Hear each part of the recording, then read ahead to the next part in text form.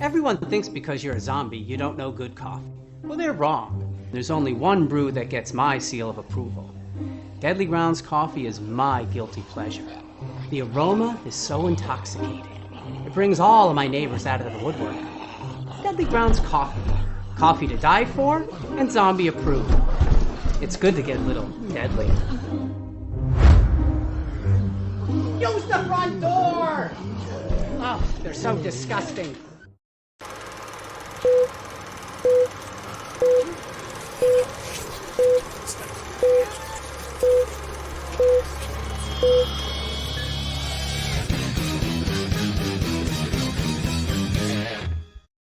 Hey everybody, it's Tuesday night, time for another live Wicked Horror Show. I'm Kevin, and as always, I'm joined by Tony. What is going on, people? And we were going to shoot the shit for a couple minutes because the guest was running late. But guess what, Tony? He's waiting. So why don't you introduce our very special guest?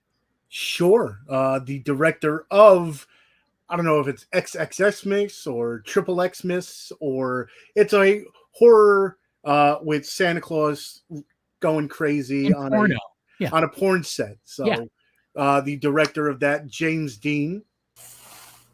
What's up, guys? How's it going? How are you? Not bad. How are you? Pretty good. Pretty good. You can call it either way. It can be XXX-MAS or XXX-MAS. I kind of got tired of calling it XXX-MAS, so I now just call it XXX-MAS. Yeah. It rolls off. Yeah. No pun intended. But yeah. Oh, Life is Pain is back. And he's one of our regulars. Life is Pain. He's saying hi to everyone, including James. So yeah, this is interesting. There's a few people we know in this one as well. You have a lot of people we don't know, but there's a few, and it looks like you were a producer as well on Murder Size, right? Oh yeah, I contributed. I don't know if I was a producer. It's really just like more of a special thanks, probably. Yeah. Oh, okay. I love Paul and Angie. They're fantastic. I used to run indie film podcast for a couple years, and then it was going to take a hiatus, and now it's kind of been a year, so it'll probably come back in some capacity. But I met them just interviewing indie filmmakers. And I think they are fantastic. I love both of them. Yeah, I agree 100%. We've had them on a couple times, and I think they're great. And I like their movies a lot. So yeah. Why don't you tell us a little bit about XXX-MAS? Yeah. So, I mean, the basic synopsis is, a mentally unwell Santa Claus starts killing people on the set of an eccentric director's porn set, essentially. It has everything you would expect from a film called XXX-MAS. It has Santa, it has lots of nudity, and it has lots of gore. And I think that overall people will have fun with it, and that's my goal. I do think there's a couple moments that they weren't necessarily they're not like those pushed in your face jump scares, but there are a couple jumps or a couple scare moments in the film. But I think overall it's a movie that people can have fun with, But two of my favorite films of all time are Brain Dead, Dead Alive, and Evil Dead 2. Okay. That's going to tell you a lot about who I am, right. And there's no jump scares in either of those movies. Right. But if you watch the things that I create, and you will see definite influences from those films. Nice. For sure. Well, that's great. It's another reason to check it out now, because I love both of those movies quite a bit as well. And the cool thing too is I was checking out the website, which is monsterkidfilms.com. And you can pre-order the Blu-ray because you're still screening it at some theaters, right? Yeah. Actually, our first screening is this Saturday, December 2nd in St. Louis. And then we're doing one in Philly, December 7th. And then we're back in St. Louis, December 15th at a different theater. And then New Orleans, 20th and 21st. And I'm still working on a couple other spots, but it's hard, indie film, it's pretty much me, I mean, I've had people help me at different stages, but most of it now is all me. And when you're trying to switch gears from the post-production to a little less artistic and more marketing business end of things, it's a pretty big shift, and you have to kind of be ready for that. And yeah, so I mean, we'll see what happens. Streaming will be December 8th, so it will be streaming for rental December 8th. Mm-hmm. And the Blu-rays, they are pre-ordered, but my goal is to ship out the Indiegogo supporters Blu-rays and physical merchandise first. Mm-hmm. Just because they've been around since last December, and the film wouldn't have been possible without them. Sense. So I want them to get it first, Yeah. But I was looking on the website, and I was totally impressed at the fact that it's only $20 to pre-order a Blu-ray. Including your other movie. You had a movie previous to this that was only $20. Yeah. That's worth it. Like, as you can tell, Tony collects quite a bit. Yeah, he's a big fan of physical media. That's just a very small portion of his movies, but he's a big fan of supporting local independent filmmakers.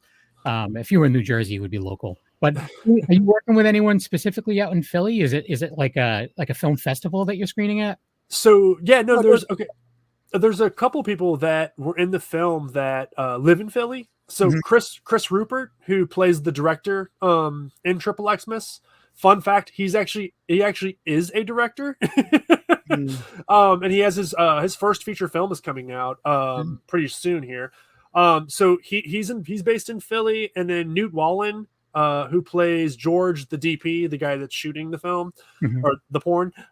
He's in Philly, and then my co-writer lives in New York, so he's coming down for the premiere. So it kind of worked really well. Newt also runs a theater in Philly, so it kind of just. I was curious because there's a production company called Jerks Productions that we've had on a bunch of times, and they do a bunch of film festivals and stuff like around the city. So I was just curious if it was involved in one of those. But just real quick too, Sergio's in the chat saying hi to everyone, and Jamie Hill's back in the chat. We haven't had her in a couple of weeks, but Jamie Hill, she was the mom in Skinamarink. I don't know if you got a chance to check out Skinamarink, but she's awesome. She's up in Canada, but she's great, and we'd love to have you back on, Jamie. Just give us an idea of when you want to come on and for what, and we'll make it happen. But so in XXX-MAS, you have icons like Felissa Rose is in the movie, and you have Drew Maverick, who is popping up in everything, which is great. Yeah. Oh, geez. Jerks Productions is in the chat room. I just mentioned them, and they're in the chat room. And Wolfie's in the chat room saying hi to everyone. Where did you get the idea for this one? It's an interesting idea. It's out there. You don't have to beat around the bush. It's fucking out there, and I'm okay with that. I don't take anything too serious. I think it's kind of goofy to be too serious with things. So I was actually, I'll give you the short version of it. We shot Fontaine, and then I was trying to push myself creatively to write a script that was going to be a slasher film, kind of in vein of Slumber Party Massacre Part 2, where it could kind of all be contained to one house. When you're indie film and you're no or low budget, what do I have access to? Well, I had a house at the time. That's what I had access to. And so I was trying to come up with this idea, and I was just creatively bankrupt when it came to that idea. So, funny enough, I ended up writing a script that was completely different than that. We shot it. It's in post-production. It's been in post-production for a while. Then in post-production, I somehow stumbled upon the idea of a Santa losing his shit, and the snowball just kind of went. I've noticed if I sit there and try to force an idea, it's never going to happen. Yeah. But if something comes to me and then the ideas just keep popping up, and it's just well, that would be insane. And why can't we do that? And then, I feel like I get inspired by actors' faces. Faces do a lot for me. So when I write scripts now, 90% of the script is cast before, as long as everyone says yes. 90% of it is cast before I ever, get to the casting part, because I'm writing it with people in mind right off the bat, and it's easier for me to picture that. And because I started working with non-actors to begin with, it was really better for me to work from a perspective of writing parts that leaned into their strengths as just real people, because they weren't, a lot of the people early on just weren't actors. So I had to do what I could to their personality types to begin with. Yeah. But now I'm working with talented people that, not that I wasn't early on, but I mean, you know, it's people that have done it. They've done it. People that have experience. And the same would be said about me. Like, if you go back and watch a couple of my first shorts, holy shit, man, just don't. I'm telling you right now, just don't. Honestly, though, I would. One thing I like is to see progression. Like, I like to, you know, see where someone started and then where they are, you know? My first short film was called The Last Cup of Coffee. And there's a fucking frame that's black. And the reason is I didn't realize I could zoom in on the timeline to like see that like there was a frame missing. So like there's literally one frame missing. Where the screen just goes black for a fraction of a second and then goes back to the short film. And like now I think it's the funniest thing ever, but like it's yeah. Was there a reason you did a short called The Last Cup of Coffee? I saw it on your YouTube and I was like, oh. I don't come from I love coffee. I don't come from a background of super supportive people when it comes to art. Mm-hmm. So I found it very difficult to take any idea I had and feel confident enough in it that I could jump on it and write something and then be like, oh yeah, this is good enough to actually bring other people in and ask them to do things in a certain way. So there was a 1 minute short competition of sorts, and I never even submitted it. I just needed ideas to start the process because so many people just want to sit there and kind of drag their legs and drag their feet and not make anything. They make excuses. That's what they make. Yeah. And I even when my stuff fails, you know, we all fail in different ways, but I'm learning from it each time. Yeah. And if you're not doing anything, then I don't know, man. I love films, so I wanted to get the ball rolling, and it was enough that idea on one website got me going. Yeah. Nice. Now, I got a question. Were you doing shorts and then started the podcast and then, you know, went further with it? Or were you doing the podcast before and then having the people on inspired you to? Because many times we have that, you know, where they're like, oh, you guys going to do anything? And it's like, you know, you are a prime example of, you know, just start it. We've asked many times how to start. Just start it. Just do it. You know. Just real quick before you answer that, I wanted to. He showed like Angel's in the room, and he's a aspiring filmmaker, and I definitely wanted to get him involved in some of these conversations because again, he's an aspiring filmmaker. So I just want to bring him in. What's up, Angel? Hi. Hey. What's up? And also, Wolfie said he had an idea for a horror porn movie about 20 years ago, and he called it a poorer film, but he never wrote it. Poorer film. I don't know. But anyway, so yeah. Porn. Sorry. Porn film. Yeah, go ahead. I'm sorry. What was your last question? I was easily distracted. So was I. Oh no, you were talking. Okay, you were talking about the podcast versus like. Okay, so I had made probably 7 or 8 short films, and I finished my first feature film, and I reached out to Chris Rupert, who plays the director in this. And he has a channel called Bad Movie Night. And so he loves bad movies. And, you know, he's on YouTube and they have a podcast and everything. And I knew he had made a bunch of short films. And so we started down the process of just interviewing a bunch of people over a period of a couple of years. And, you know, of all varying levels, you know. And it was a lot of fun. It was inspirational. But for the most part, I think I learned that there's no like one way of approaching filmmaking. You know, and I already had the first feature film and I was already well into working on the second one. So maybe half and half, you know, I had already made some things for sure. I was just interested in talking to other creatives and meeting them and collaborating and yeah. Gotcha. Yeah. Real quick, Sergio's asking if we have a trailer. We do have a trailer. I was just going to type another thing. And Mr. Mullet Man left a comment saying he just wanted to pop in and wish everyone a good night. What up? What's up, Mr. Mullet Man? We haven't seen him in the chat for a while, so it's good to see that you popped in. Appreciate that. So you made shorts for a bit. How many years were you focusing on shorts before you bit the bullet and went into the feature?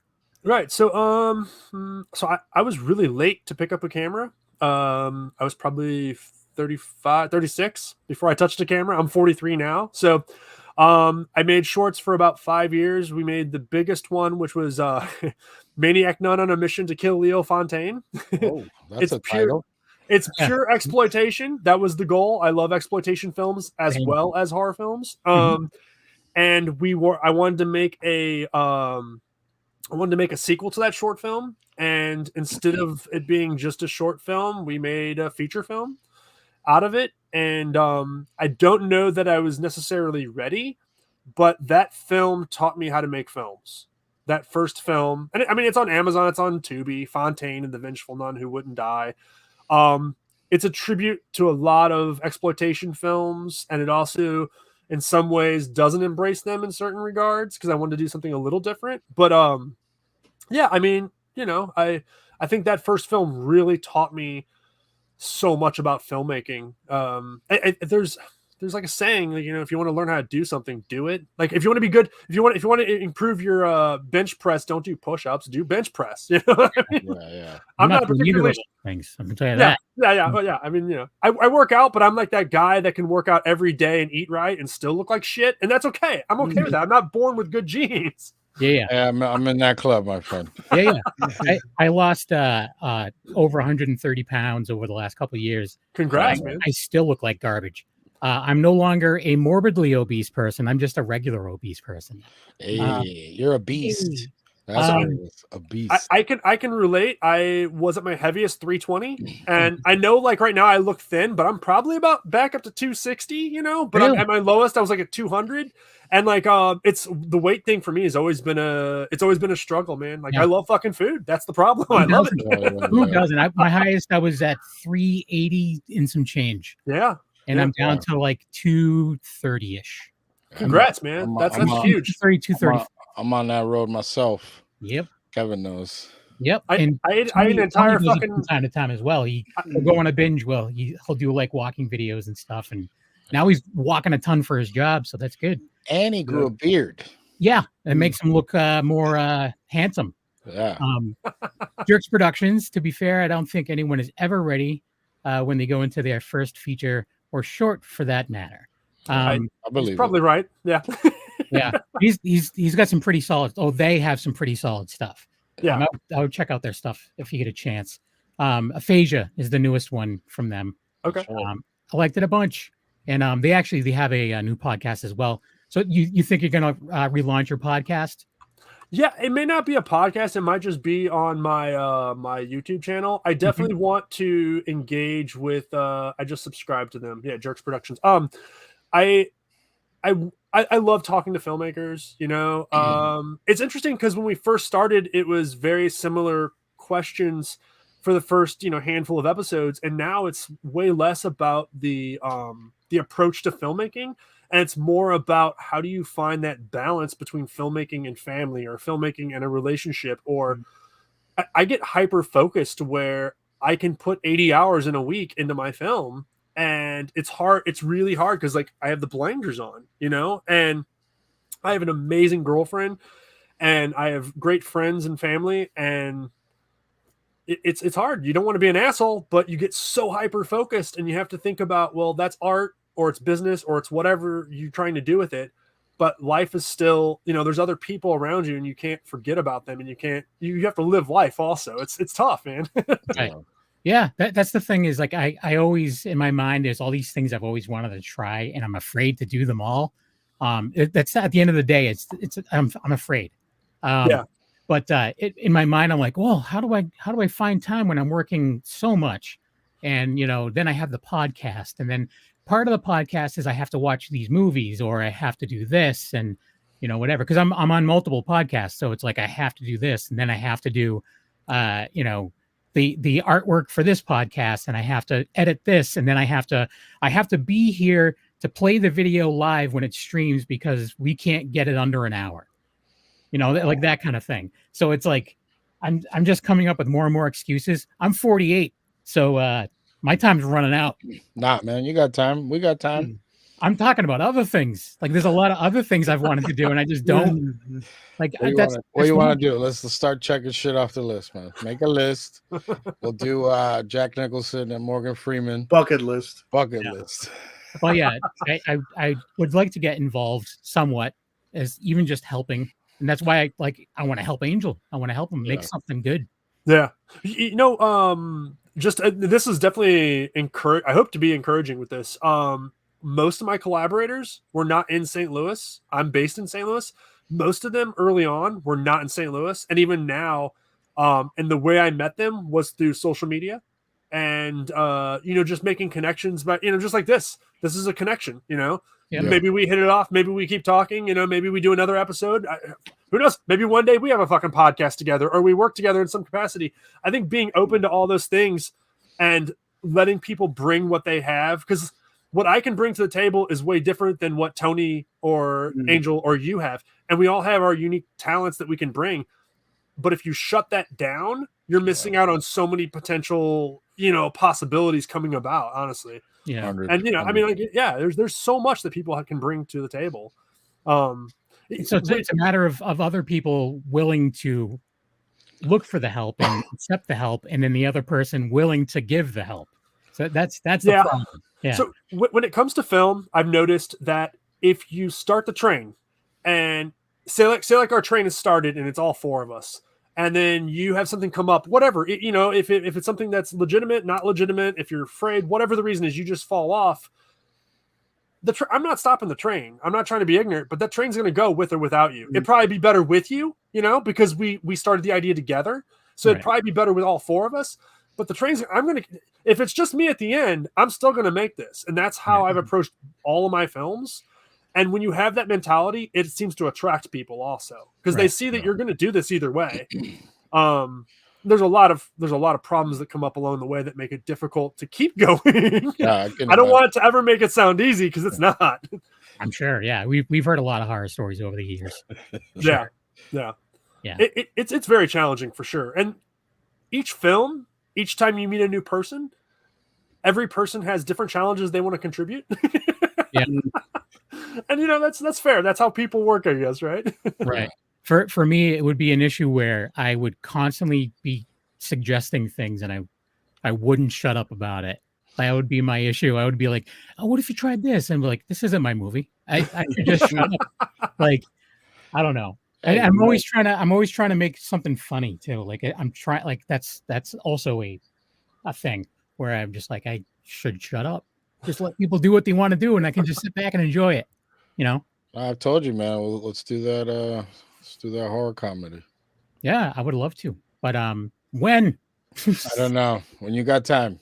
Hey, it looks like you got your head's on fire over there. Sometimes it's incense burning because of I burn a lot of incense because my room smells weird. Wow. I got a lot of old stuff in here. My cat is blocking the vents. Be nice to yourself. Now, going from, you said you were working with people that were, like, I guess, just starting acting to, having people that are, in the business for a while. Right. Did you have to approach it any differently, or did you have the same mentality, or how did that work? No, I think as I grew, I became better suited to work with people that had experience, because I also have experience now, but also I think just being open to not having all the answers.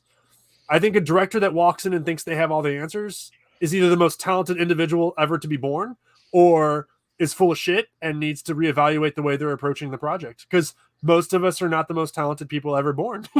Statistically, almost like none of us are probably right now are going to be the most talented people.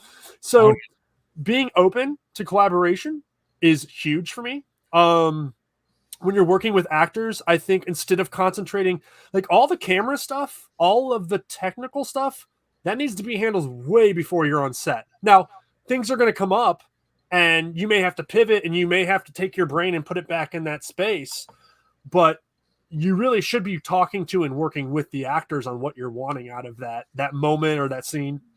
Even that can be approached before you get on set. I try to talk to actors beforehand, give them a little bit of a rundown that may not be included in the script as far as some background on the character, and then talk about the scene, the emotions. I like to build the character out a little bit with the actor before we're ever on set, Yeah, you might find that they can add a quirk or, a little touch that's more personal to them. For sure. Yeah, they I think as a writer director, you have the story and the characters in your head, and you have this greater, you have the ups and downs of the story, and you have the characters' little nuances. But when an actor comes and they embody a character, they're focused just on that character, and they can put so much more energy into just that character than you are able to, regardless of how much time they're really in the head of that character. Now, sure, you may have a couple times done that as you're getting through the story and you're writing it and you're going through and thinking about the story. But yeah, I mean, it's very seldom that an actor will come along and take something and make it worse. They've almost always made it way better. Sometimes you have to take people and put them back on the same train track. Like maybe they're going to Chicago when they're supposed to be going to Illinois or St. Louis, Yeah. And you have to like redirect them. But that's an adjustment that's made, and that's something that's the director's job. You need to know how to do that or figure out, because everyone's so different too. How you talk to one actor or how you give an adjustment to one actor may be drastically different tன் how you talk to another one, Yeah. Some people may take things extremely personal and Sure. get offended by things. And it's Like, Sure. if I suck, why'd you hire me? Huh?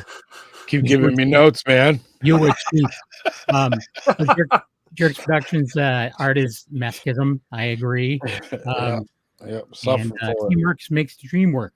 I always, because I don't play in club anymore, but Angel and myself played music for a very long time, and whenever I would pass out CDs, even still, if someone cares and I'll give them a CD, and I'm like, you're gonna hate it, and that's why I say to them. And it's like, well, you don't know that. I'm like, well, if you like it, then that's awesome. If you hate it, I told you so. Yeah, I told you. Yeah. But Your ears bleeding yet? Your ears bleeding? yeah, exactly. And then that's how it was. Like even when we played, like if we weren't going over well, it would just make things extremely uncomfortable for people. But that was fun. You just described most of my life, making things extremely uncomfortable. For other people.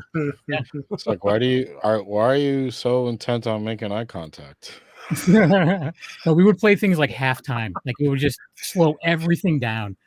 It was really good because our song, Angel knows and Tony knows, our songs were like pretty fast and upbeat and stuff like that. Okay. Yeah. So I do want to play the trailer. Sergio was asking if we played it yet. We didn't. He must have been out of the room. About to. Yeah, we're gonna play right now. So Sergio, if you're there, watch with your eyeballs. If not, you're gonna have to watch the replay or just go to the Monster Kid Films website. You can watch the trailer there. You can go to his YouTube channel, subscribe. It's all there. All right. So here is the trailer. It's the Naughty List Just Got Deadly trailer, and we'll be right back in about a minute and a half.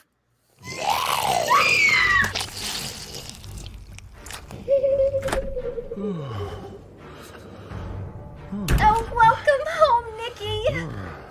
Sit down and I'll bring you some cookies. You do know you're the only one that still calls me that, right?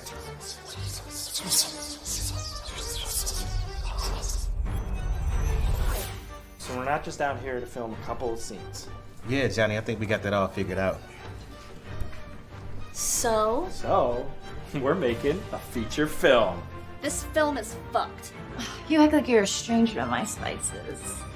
Dad, they're all dead. Oh, no, sweetie. Oh my God, is this your first shoot? This is my fucking set. Wait, we're working with guns? You were on the nice list for so long!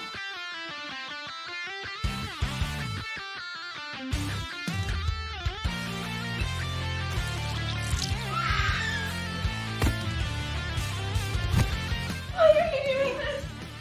He took them from me! We should have never got him the Criterion channel. Ever since then, he's been walking around like Gaspar fucking No or something.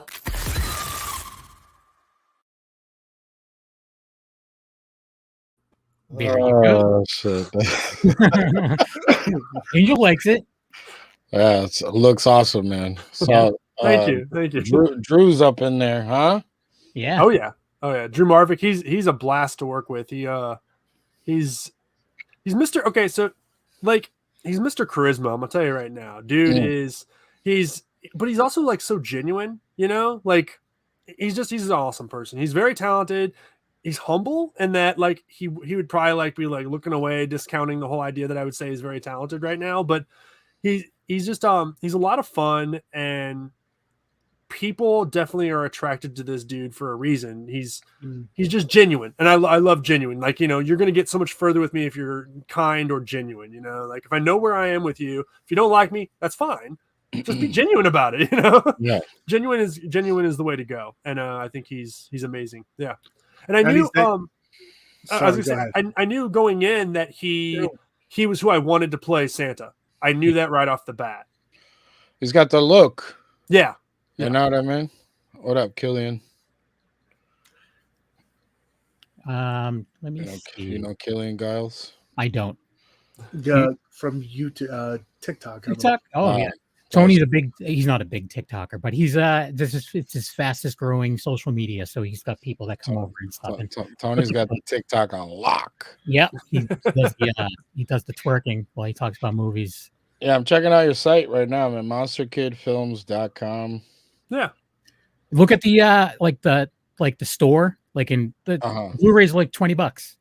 Oh shit. Yeah, that's not bad. Yeah, eventually we'll have shirts and VHSs up also. I don't know if like some people surprisingly when we went to Days of the Dead, we actually sold quite a few VHSs. Like people were gonna buy these. I was like, I don't know, I guess we're gonna find out. And yeah, we sold some. I got the wall of VHS right there. Yeah. Yeah. There's a lot of people that they're like there's a band that I love. I've loved them since I was a child called They Might Be Giants. And they have a sale going on right now. I went to check it out, and they have all their albums on cassette again. You can buy them all again on cassette. It's all kind of coming back. They're doing a re-release of Evil Dead 2 on VHS. Oh, really? That's cool. They just, I think Rue Morgue announced it like maybe 10 days ago. Yeah. Nice. Now, if I only had a VHS player. I have two, but yeah. Those are cheap. Just go to like fucking Salvation Army. I don't have room for anything.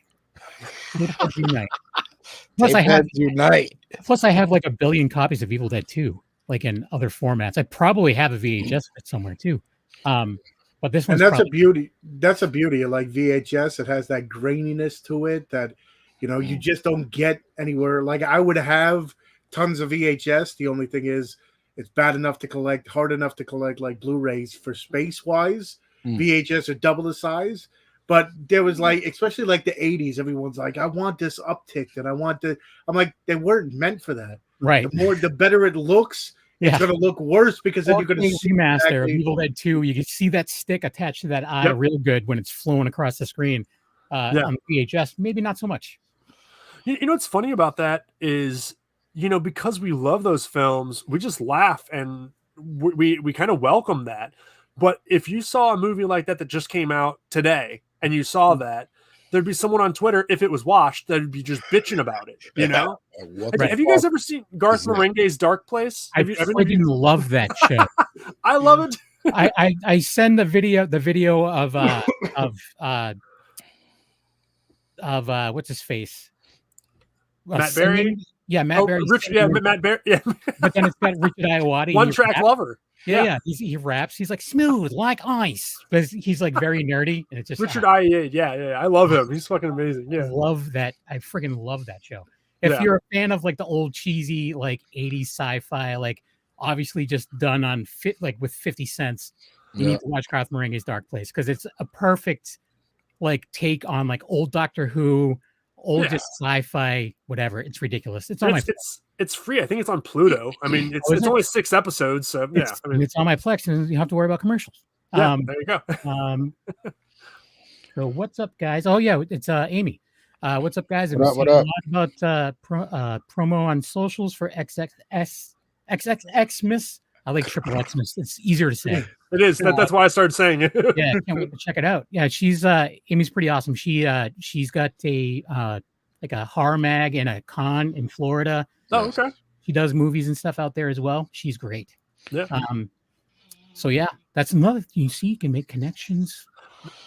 It is really nice meeting people, and there was people I've been friends with on Facebook that I really never said much to or talked to, And then like I went to Days of the Dead and I met a handful of them, and I was like, oh, this is fucking awesome. You know, I met the guy that runs the film festival for Days of the Dead. Nice. And I only had 5 minutes to talk to the guy, but like it was nice being able to make that connection in person. And you know, I figured out, hey, next year if I want to get a table for free, I just need to have a movie that's playing there. There you go. So that's the goal, you know. Yeah. I still have on one of my goals is to actually meet Tony in person. I've never met him in person. We've been doing a show for like forever. So one of these days. Whatever. That's bucket list item. Yeah, it's another one. How long have you guys been doing the show? Tony, you're better with that than I am. I don't remember.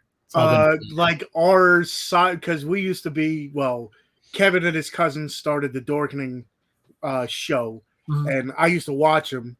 And I think I joined that part like 8 years ago, 7-8 years ago. Oh wow! And so then we split off to just do Wicked Horror Show because the Tuesday show was basically horror themed anyways. So it's just like, let's keep this horror. You can keep the Dorkening stuff, like the comic books and stuff like that, because I'm not into that stuff anymore. You're all grown up now. Well, no, I spend money on other things that I don't need. You know, like a giant Professor Farnsworth head. Yeah, I was looking at that. I was like, looks from when you had it covered up, it would look like some sort of insertion tool. No. Like, no, it's a Farnsworth head. It's like that big. I 3D printed it. It took me like 2 days, I think, to print that. But yeah, I don't know. I was hoping that Billy West was going to be at the con I went to over the weekend, and he wasn't. But I got to meet another kid in the hall, so I've met Dave Foley and Kevin McDonald. That's right. You interviewed him too. I interviewed Dave Foley, and I reminded him how I embarrassed myself, and then I proceeded to embarrass myself again. So I don't get starstruck, and I don't get like, oh crap, I'm talking to this legend with horror people anymore, but I do with like comedic actors for some reason. I don't get starstruck. Being a celebrity, like talking to a celebrity doesn't like nothing, but it doesn't matter where you're at and what level of celebrity you have. If I'm going to introduce you on my show, I'm going to fuck your name up. I guarantee you. And if you're not the whitest English American name, I'm really going to fuck it up. And it's so accidental and I feel so horrible, but I'm going to do it. Yeah. And start overdubbing it afterwards. Just I was told that we should do the intros after the guest leaves. Yeah. It's like ADR. Yeah. The last couple of weeks have been definitely easier for me, but for the longest time, I would mess up and I'm just like, listen, just so you know, it's like a rite of passage at this point in time for me to mess up your name because, you know, I hardly could speak, you know, English is my first language and only language, and I can't speak it normally anyway. So, you know, so it's one of those things where Leo used to be really bad too. He introduced Ellie Church as Eli Church. Do you know Ellie Church, James? I do. Yeah. She's awesome. But she seemed really fun. Is Eli, and then she said at a con after that, someone was walking around with a name tag that said, "Hello, my name is Eli Church," which I thought was pretty great. But we've had her on the show. I've never met her in person either, her or Brian. I'd like to, one of these lifetimes. But yeah, I don't know, man. So what else do you have in the works? I know you have another movie besides this one. Is it a sequel to the Nun one? So fun fact, we shot Fontaine first. It came out, and then I was trying to push myself to like create this slasher, and I couldn't come up with anything. And then, no matter of like a week, I wrote an entire feature-length script of like this revenge story. Mm-hmm. It's kind of like Blue Ruin meets Death Wish 3. And it's definitely way less exploitation and way less B-movie feel. There's always going to be at least I think that's part of who I am, is to have just at least a little bit of like spit on something, you know, like a little bit of grindhouse in there. Yeah. And so but it's an alcoholic Vietnam vet who stumbles upon someone that was just assaulted, a young girl who was a sex worker, a prostitute, and he rescues her, and then it's kind of like this revenge story between him and this gang. And so we actually shot that, and it's halfway done with post-production. So that'll be out next year for sure. That's called Absolution. And I'm super pumped about that for so many reasons. It's a much darker, heavier story. but it's also like it's heavy. It's fucking really heavy. So it was kind of nice to take a step back from that, and then do this wild, crazy slasher Santa film, and then jumping back into it. Like if I tell you about these films and you have Fontaine, which is just an over the top nun with a missing eye, and she's hunting down corrupt clergy and Nazis with a fucking chainsaw and a katana, right? Yeah. But also, personally, what I put into that film as far as the emotion or the part of myself was me dealing with my own anger issues. Because this fucking nun, she's just vicious, And so Absolution is more about dealing with and coming to terms with your past decisions that you regret, and so it's a much heavier film. It's not so much of a B film, with XXX-MAS, people are going to look at it and mostly see boobs and gore and a fun slasher film, but there is commentary there. I'm not a fan of taking commentary and shoving it down people's throats, but I'm also not going to stay away from putting my own feelings or thoughts or emotions into a project I'm working on. Right. If you're creating art and you're not putting part of yourself into it, it just feels, I don't know, it feels a little less, empty, Yeah. There's definitely an lying theme in XXX-MAS about this toxic mentality with guys and how they just feel hey baby, just randomly messaging people, or if someone breaks up with you and breaks your heart, and then all women are just horrible and whores and sluts and stuff. Come on, dude. I mean, one person wrongs you and the whole and everybody that looks like that is just horrible. Come on, and without getting too deep into XXX-MAS, there's definitely that in the film for sure. There's also a lot of commentary on indie film and how absurd it is, honestly. Yeah, but it's great at the same time. So Amy's actually asking real quick if there was anything specifically that expired. Jesus Christ, inspired for XXX-MAS. Was there anything like that was stuck in your head or something you saw? You're like, you know what? I've been watching this Christmas themed porno. People should be murdered. Yeah. So. My dick was in my hand. I was on Pornhub. No. Looking up Mrs. Claus. I'm loving the set. You're setting the scene. That's not what happened. Honestly, I was talking to someone that I didn't know very well, and we were just talking about she was messaging me. I get messaged all the time, people wanting to contribute or be involved in some way. And she wasn't so much doing that. She was just making small talk with regards to her favorite kills and the gory ones and the crazy ones and everything.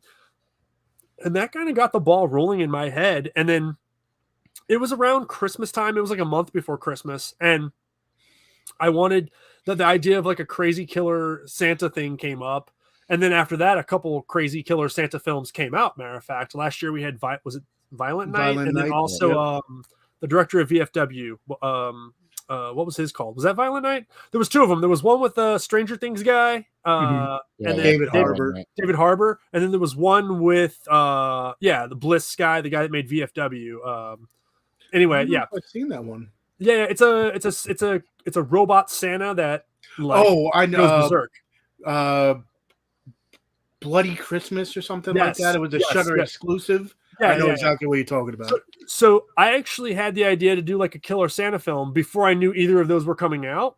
But of course, they'd already shot and and they were well into post production. They were getting ready to play, and I was like, oh, I feel like this Christmas slasher thing might be something that's going to catch on. And now it seems like it is because everybody's coming out with something like that. Yeah.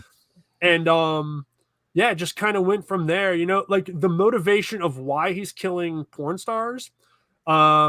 Is kind of a bit of a spoiler. But it is kind of explained in the film. It's not just for the fun of it. So I think it was just for a while, I was really trying to just create a slasher film that was really bare bones, just in case everything else fell through. I've noticed, not that it happens often, but I always like to have something to pivot to.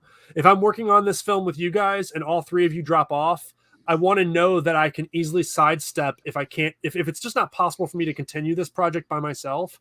I want to know that I can pivot and keep working on something and make something by myself that doesn't require any help or very little help. Yeah. And I think out of that, And then unfortunately, when I write, my imagination goes fucking crazy, and I end up writing way bigger than what my budget or the amount of people that we have available. And you get stories like, you know, crazy nuns and killer Santas. And yeah, I mean, we definitely pushed the boundaries of what you can do in 9-10 days on set for sure. Like when you see the film and you see especially the practical effects, I think they're amazing. You know, I think they're really good. And, you know, we did that in fucking 10 days, you know, and 9 of it was back-to-back days, which is nuts. You know, I was going 16 to 20 hours a day for 9 days straight. I felt like I had PTSD after the fact. Like, I want to kill someone now. Yeah, let me put on the Santa suit and just go murder people. And that's what people don't understand is like the sacrifice that a lot of indie filmmakers and just, you know, indie film in general go through. I mean, they may have some, like, time in between films, but the time that they spend on the films is a lot, and a lot of them have full-time jobs. A lot of them have other things going on in life. So, yeah, that is a lot. Yeah, it's one of those things where people wear like how many different hats? Like you said, you the writer, producer, and everything else. I mean, people don't realize that, you know, because of the budgetary limitations, you know, unless you know people, you know, a lot of the times people are picking up 5 different things on the set, and it's just like how much goes into, you know, you have to love the craft in indie film. It seems like, you know, a lot of the bigger films, it's like, okay, this is going to be a big paycheck. I'll do what it is. A lot of the times indie film, it's either you're just, you know, making somewhat of a profit or not even making a profit or anything. It's like the love of the film. It's a more of passion projects and wanting to see things to the end and, you know, kind of knocking stuff off your list. You know, you want to make a film and then you get it done. You know, sometimes you're like, hey, I thought you said you had a crew, and you're like, I am crew. Yeah. There's a right there. Crew. With a K. I am crew. I do want to make sure that I say that you know, like everybody killed it in this film, but there were a couple people that were both acting in the film and were crew. And when I say that they were just fucking fantastic, they were fantastic in the way that one of them was first AC, and which, you know, she's handing lenses to the DP, and she's, you know, she was doing slate, and then she'd hand the slate to someone, and in a fraction of a second, you could see on her face how fast she would become the character. She's like, this, hand off. Now I'm in the scene. And like, the film wouldn't have been possible. It wouldn't be as good as it is if I wouldn't have had those kind of people around me. Yeah. You know, I would have still made it, but the things I make are way better because of the people that are helping me, for sure. I don't ever want to pretend at all that I do it all, because I don't. I definitely do not. You know, I have people that are just amazing around me, and they're talented, and we all were just like dead tired at the end of this shoot. Yeah, for sure. While you were talking about you know, about coming up with ideas and stuff, Jerk's production said always just put it on the page. That's what he did with Aphasia. So he feels you, dude. And then Amy said that knew that there was something to it, like when talking about the idea, like where you got the idea. Thanks for sharing. Discussing your favorite kills is always inspiring. Love that you incorporated practical special effects. Looking forward to seeing it.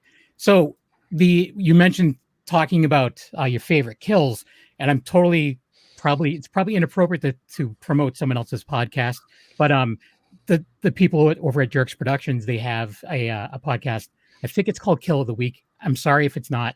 I was a guest on it once, and you literally pick a kill in a movie, just one kill, or something that affected you in whatever way, and then you just talk about it, and then you can break down the movie after that. But so of course you try to find something that's just different, you know, because everyone's going to pick the easy to pick one. So I picked this is all for you, Damien, from The Omen, you know, and, because that I saw that way too young in life, and it really affected me. It took me a while to get past that. So I just think it's a really cool idea.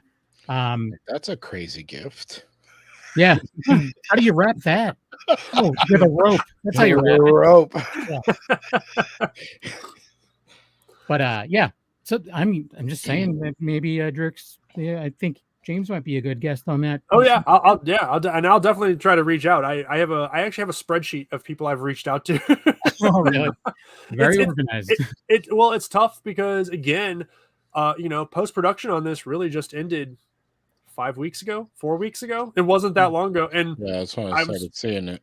I was just like killing myself, just trying to make sure I had it ready for this year.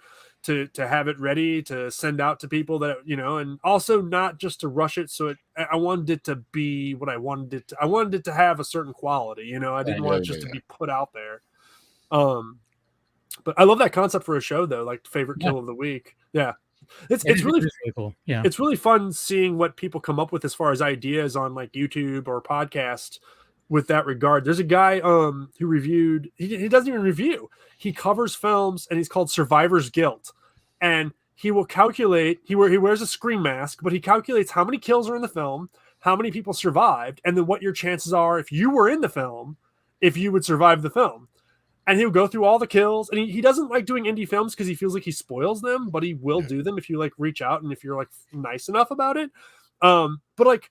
Who would have thought of that kind of concept? Like that's fun. Yeah, yeah. That's the thing. There's a billion podcasts out there. You got to do something to stand out, and I really like his idea.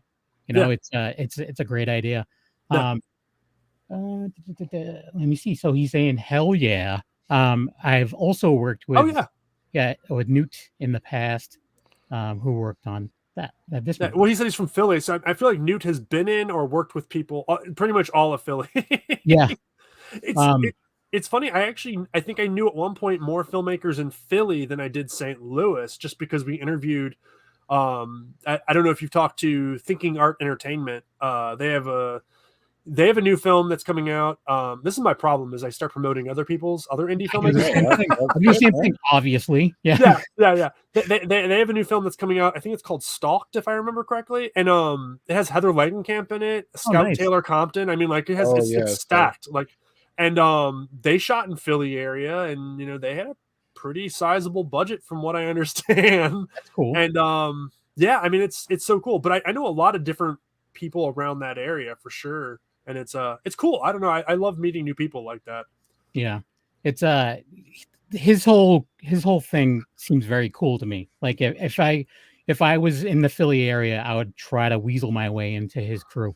Yeah, and I would just be the old man who ruins everything. He's like, "Get off my lawn!" in the background of every movie, every shot. But it is almost time to go, so I want to make sure everyone has time to plug their stuff. So we do have a couple minutes, but. Just real before we do that, are any of the actors or actresses in this movie actual porn stars? And if so, how did you figure that out? Right. So, I mean, I know 3 or 4 of them have OnlyFans. A lot of them dance professionally, Dolly Lee, I mean, just Google her. She's all over she's retired. She no longer does porn, but she definitely was very active in the industry for a while. I don't know how recent, but it's funny. I didn't reach out to her. The very first person I started talking to about kills was friends with her, and she lives in the St. Louis area. Oh, wow. And so it was just interesting. And I wanted to, I won't take too long to talk about this, but I wanted, when we had the script, I wanted to make sure that as ridiculous as the ideas were, I wanted to portray the adult film stars like real human beings, because I feel like, you get people that kind of have this idea in their head that they're just sexual objects. And, that's how, when you're viewing them that way, and that's what the purpose, that's where they come in your life, you kind of get that associated. I think especially young men probably do that. Mm-hmm. And, so as ridiculous as the story idea is, I wanted to make them feel like real human beings, and a variety of different types of humans: good people, bad people, strange people, funny people, just real.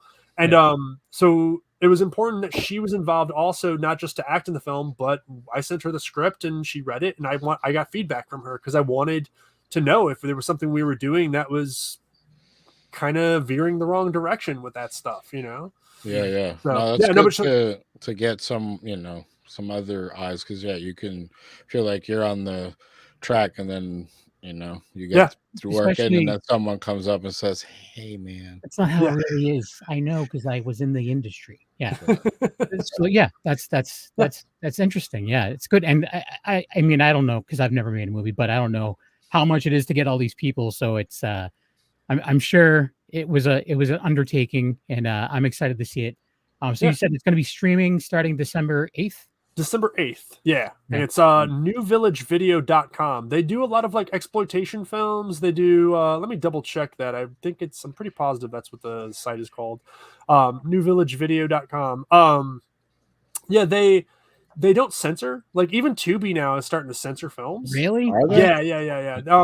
And you know, God, that's a whole nother thing I could get off on. But even HBO, like all these channels are starting to take scenes out of films. What? And That's why crazy. that's why Tony here is onto something having the physical media, because they can't come in there and change that, you know? Yeah, that's what the argument is always whenever I go on. I show off the movies like my collection, and you get the people that are like, "You have heard of streaming services, haven't you?" I'm like, "Yeah, I've also heard of them, you know, cutting the films or not even, you know, it's there today, gone tomorrow kind of deal." I'm like, I've heard of streaming services, but getting the physical media, you know, is a lot different. My argument always was like, if the apocalypse happens and we don't have the internet anymore, just get yourself a generator and a Blu-ray player and a TV.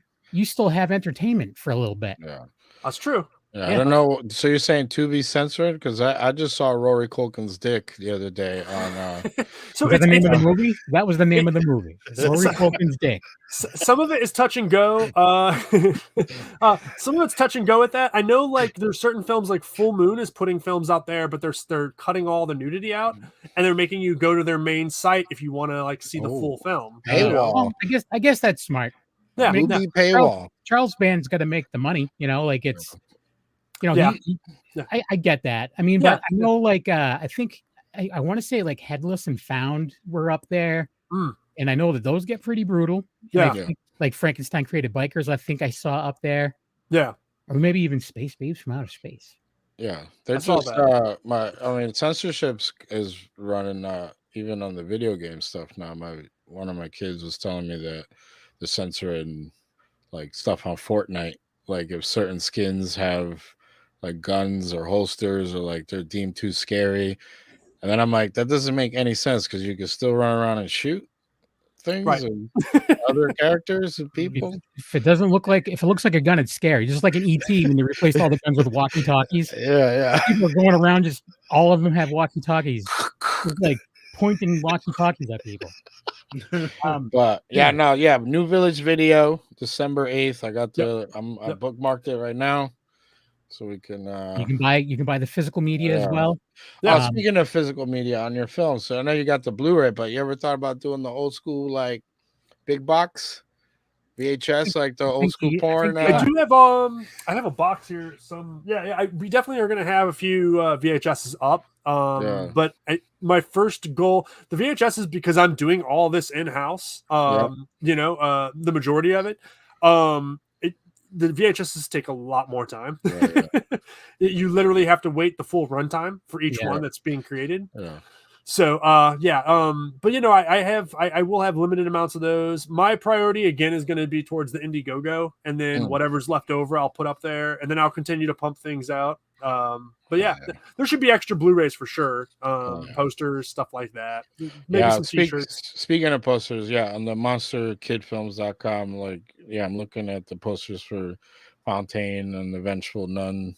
Yeah, they're pretty. They have that sick aesthetic to it, like dude. It's Chris Barnes, Brutal Posters. Go look up brutalposters.com. Oh, I know. Yeah. He also did Murder Size. Oh, okay. He's phenomenal. He's a crazy talented artist. Yeah, for sure. Nice. All right. So where would you like, besides all the stuff that we keep saying, you say it again, but you know, where do you want people following you? Yeah, I mean, you can find me on Instagram at I always mess it up because there's underscores. It's monster_kid_productions. Okay. And then monsterkidfilms.com has my email and all kinds of other ways to get a hold of me. I'm at James D 7004 on Twitter. I'm not quite as active over there these days, but Facebook James Dean, but the name is James Dean, so it's a little hard to find me sometimes. Yeah, that's about it. I think the site's probably the easiest way to redirect everybody. Everything's on there, so you get some links down there. Yeah. So Angel, what about yourself? Where can people go to check out your stuff? You could just check out That Strange Show on Instagram, X/Twitter, and all the other spots. And we just released an episode when we talked about going to Monster Expo. So that's streaming now. And I don't know, got a plan for the month of December, our monthly. Yeah. We have to talk about that new movie that I've been holding off watching because I want it to be fresh in my mind. Oh yeah. So but yeah, check that out. And that's it. All right. Tony, what about yourself? You can find me at Tony Has Nine Fingers on YouTube, where I do movie reviews, unboxings, anything movie related. You'll find me on there. Tony Has Nine Fingers on X, which I don't ever use, but I keep on mentioning it. Tony Has Nine Fingers on TikTok, which is my fastest growing social media, so you'll find me there the most. This month, coming in December, I'm pushing towards 25,000. I'm like 1,200 followers away, so that I'm going to be pushing big time with more content and going live and stuff like that. I want to get that quarter. I want to get that by the end of the year. I'm going to unsubscribe and I'll resubscribe for you if that helps. Oh yeah, of course. But find me there. That's where I mostly do stuff. And then of course Tony's Movies on Instagram, where I show off the movies behind me. I like to post a picture and then tag everybody in it. So check me out there. And of course here most Tuesdays on the Wicked Horror Show, whether we have an awesome guest or it's just horror movie related talk. Check us out. I'd say, listen, I mean, I know we got a lot of listeners, but I'd say check out the video because then you could check out the trailers to some movies or talking about Farnsworth, what's his name's head behind Kevin and big ass butt plug. big ass butt plug. It's really big. So if you're listening, you have no idea what we're talking about. That is actually a big ass head. Good news, everyone. Yeah. So you'd have no idea what we're talking about now if you don't watch. So do both. And of course, yeah. So Kevin? Just a knuckle on Instagram, besides doing this show with the lovely Tony Has Nine Fingers. And the occasional, also just as lovely Angel. I also am part of That Strange Show, along with Angel, Mandy, and sometimes Ryan. And I'm also doing the re-education of Nancy Ann Ritter. The last episode we put out was Nightmare on Elm Street. That one was fun. Yeah, it was. So Nancy Ann Ritter was one of the original Scream. She was one of the bathroom girls.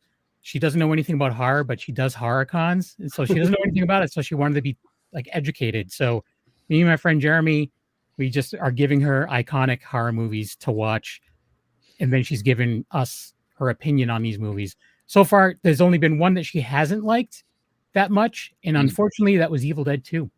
Oh, yeah, she said it's too much. I'm like, oh, you think that's too much? I mean, I want to make her watch Dead Alive. If she thinks that's too much, it's mental. It's mental. Yeah. Your mother ate my dog. I kick ass for the Lord. Anyways. Thanks for watching / listening, and we'll see you next time. Yeah, bye. Thanks a lot.